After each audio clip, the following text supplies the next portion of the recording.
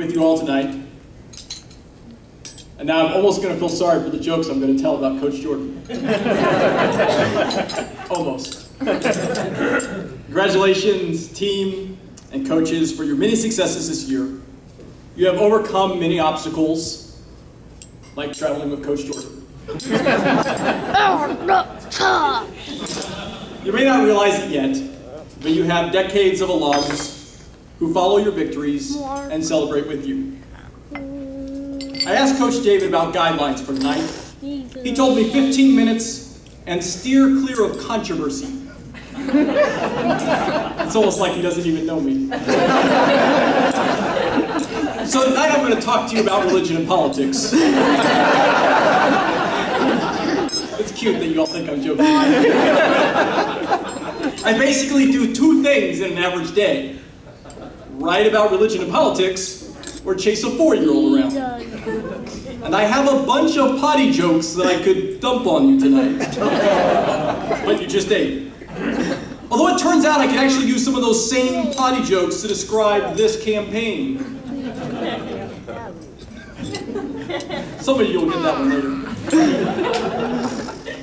I assume Coach David invited me to speak this year because he knows that nearly 4 months ago, I announced that I was running for President of the United States to sell books. You see, as I was watching those 30 people on one debate stage, I realized at some point it's embarrassing if you're not running. It's like a gap in your resume. It's like being at a Baptist church with no deviled eggs at the potluck. You just feel like a loser. I recently spent a week in Cuba last month and had a stopover in the Turks and Caicos Islands. I figure if someone needs to serve God in the Caribbean, it might as well be me. And while we were on one of the Caicos Islands, or maybe it was one of the Turks, I got confused. And now that we were in a cab, and another member of the team referred to me as Kid. To be fair, the rest of the team were in their 60s, you know, a bunch of old geezers. That line split the room, not like a Bernie Sanders campaign. Anyways, in the cab I responded by saying, hey, I'm old enough to run for president. Without missing a beat, and before anyone else on the team could respond, our cab driver, who is a native of the Turks and Caicos, said, might as well. So there you have it. Taylor 2016. Might as well. So back as I watched those 40 people on one debate stage, I realized that some of them knew they weren't going to be president. Some of them were just running to be vice president, like Carly Fiorina. And it worked. After being a pretend presidential candidate, she got to be a pretend VP candidate for 6 whole days. No way. But it turned out to be a really smart move by Ted Cruz because he needed someone this week to lay off all of his campaign staff.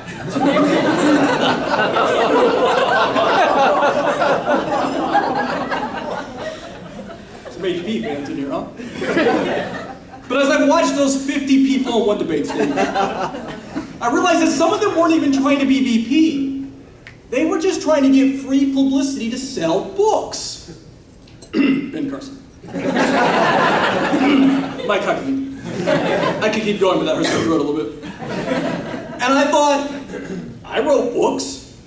I would like to sell more of them. Even some of them. So in January, it's cute that you all think that's a joke. So in January, I finally became constitutionally eligible to run for president. Now, I had wisely met the first requirement 35 years ago by choosing to be born in America. So I at least have that going for me over Ted Cruz. Now I've met the other requirements. And I announced in the beginning that I was running for president just to sell books, because I'm more honest than your average politician, especially those Bolivar aldermen. Hey! Yeah! In other news, I might need a place to sleep tonight. That honesty is probably why I've received so few votes. Fortunately, a few people did take me seriously, and I've sold a couple more books. So my campaign has been a lot more successful than Jeb's. I tried to get some social media buzz for my campaign. I even took a couple trips to Iowa. You see, our political system really tries to bring attention to the most disadvantaged people in our society, people who live in Iowa, by letting them vote first. During my trips to Iowa, I worked to check off some important political campaign boxes. I went and visited my grandma for Thanksgiving. Loves grandma, check. Loves to eat, check. Not quite John Kasich level. I also went to Iowa to perform the wedding for my sister-in-law and my now brother-in-law-in-law. Pro-marriage, check. Pro-God, check. Then I returned to Iowa for the last couple of days before the Iowans voted. I met a few of my competitors. I even went cheek to cheek for a selfie with Senator Bernie Sanders, so I felt the burn. It reminded me of Banquet. I even went to church with Ted Cruz as he held a campaign rally in the sanctuary on a Sunday night. And then I spent a week in prayer and fasting, begging God to forgive me for going. On election night, I got somewhere between 0 and 117 votes. It's complicated. The Iowa caucus was designed by a couple of guys who were clearly drunk on whatever you call fermented corn. Ethanol? I thought about taking off to New Hampshire and some of the other states, but it turns out I don't have a super PAC, and my wife was not willing to be my secret donor. On a related note, I am happy to meet with any of you tonight so we can talk about how we can work together to not coordinate. My dad also really hurt my campaign by not being an ex-president, not giving me millions of dollars so I could be a self-made millionaire. But I'm so happy to be on the campaign trail here tonight, I'm even willing to give my honorarium. Coach David didn't mention one. I just assumed that he knows that my speaking fees sometimes make it all the way to 3 figures. 5 if you count the other side of the decimal. Last year, and this part is actually true, I almost made as much money speaking as Senator Bernie Sanders did. At that rate, if I give one paid speech a day, if I give one paid speech a day, every single day, it'll take me just a little over 6 years to make as much money as Hillary Clinton does in one Wall Street speech. I did the math on that too. But don't worry, I'm sure it won't impact her as she signs bills with those diamond-encrusted presidential pins. Now, I know this speech probably could have worked a little better tonight if I had remembered to grab my I'm looking smarter now Rick Perry glasses. Or if I'd asked Coach Jordan to stand just over my shoulder of his best I'm dead inside Chris Christie stare. That's the one. But at least I didn't flub the introduction and hang out backstage with Ben Carson when they called my name.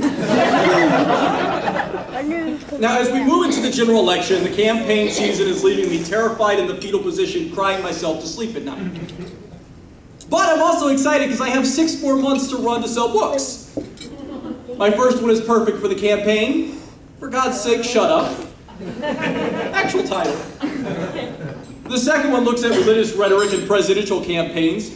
And in the expanded 2012 paperback edition, I actually predicted that Donald Trump could even win votes by using religious rhetoric. I'm both proud and frightened at my prophetic insights. I assume how John felt on the island of Patmos. My newest one looks at religion and politics, focusing on how our religious worship is inherently political. Like how to say Jesus is Lord is political since it means Caesar is not Lord. It means President Barack Obama is not Lord. It means Governor Jay Nixon is not Lord. And whoever you fear most as president come January 20th will not be Lord. Now, I know we're not in an old country church revival, but that's a good place for an amen. It's almost like you all are sleeping like Ben Carson during debates. And I really need to keep running because I really need to sell some more books. I have a lot of them that haven't been bought, and my wife uses them to prop things up in the house. It's cute that you think I'm joking.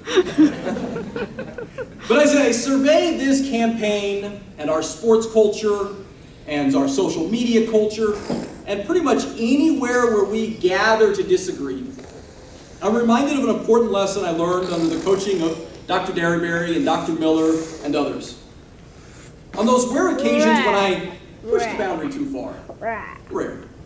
Dr. Derryberry would look at me in a stern, I can't do it with a straight face. Back to the dead inside look, please. On those rare occasions, Dr. D would look at me in a stern but loving way and still declare, be Christian. I noticed he changed this up a bit when talking to members of other squads. He would tell them, be kind. And sometimes with us, he would up the ante and say, be Christian, kind scholar. I'm sure Coach Jordan experienced those corrective moments much more frequently. Yet, Dr. D had a way of lecturing you without feeling like you were being beaten up. Like the time I gave an after-dinner speech in his class on Workplace Casual Fridays, during which I slowly stripped off my suit during the speech. For the record, he turned crimson red laughing so hard, though he would deny it. And then he dismissed me early from class to await a chat in his office. But even in those disagreements or corrective moments, he taught us how to do it without malice. It's like the verse, and as a legitimate presidential candidate, I know I need to quote a little biblical verse for you all today. So I need one. Let's see. 1 Corinthians.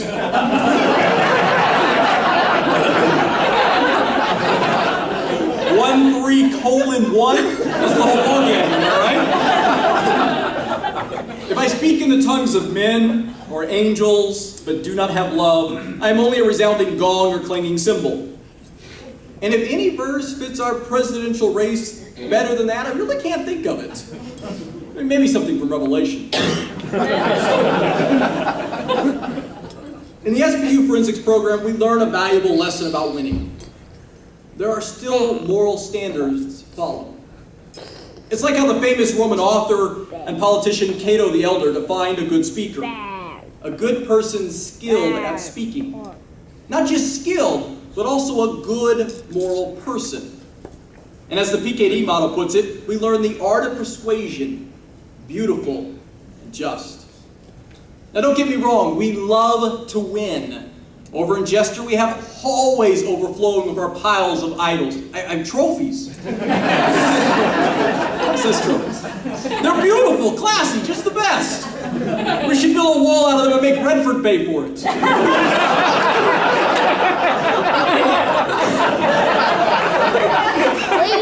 Other than the one I gave back as a senior, I still have my little more than 140 trophies and plaques at home, and yes, I did count them because we love to win. Sometimes it seemed like all we did was win. We would win so much we even started to get tired. I can't do it. I can't do it. We didn't get tired of winning. And yet we still learned to be Christian, to still be kind scholars. We compete ethically, and we carry ourselves with kindness, win or lose. As I listen to this year's campaign, I'll call it discourse, or as I watch some parents yelling and cursing at a non-score-keeping Little League game, or if I make the mistake of accidentally scrolling down to the comment section on an online article, I see how much the world needs people like those that this program creates. Those who aren't just skilled in speaking, those who are also kind Christian leaders with beautiful and just rhetoric. Paul urged us to make sure our speech is always full of grace, seasoned with salt. Looking at our society's graceless rhetoric, it seems we have a near fatal sodium deficiency. We need more people who are salt in a saltless age, light in a lightless time. Yet too often it seems we define political candidates as Christian, even if they constantly lie, resort to childish name-calling, stir up hatred against other people. It's sad, just horrible. Yet as I learned here from Dr. D and others, to be Christian is to live the fruits of the Spirit. Love, joy, peace, patience, kindness, goodness, faithfulness, gentleness, self-control. That's a list that disqualifies a whole lot of our politicians. Except for me, of course. It turns out they won't know we are Christians by who we hate. They won't know we are Christians by if we make our country great. They won't know we are Christians by how much power we gain. They won't know we are Christians by which people we bomb and maim. They won't know we are Christians by our wealth accumulation. They won't know we are Christians by our attempts at discrimination. No, we must live like the peaceful dove. They will only know we are Christians by our love. So be Christian, kind scholars. Oh, and one more thing. I know you've been inspired tonight and want to learn more. My campaign website, www.briankaler.com. My wife would really like you to hit the books tab. Buy one, two, maybe collect all three and win. Make my wallet great again. But for the first time. God bless America.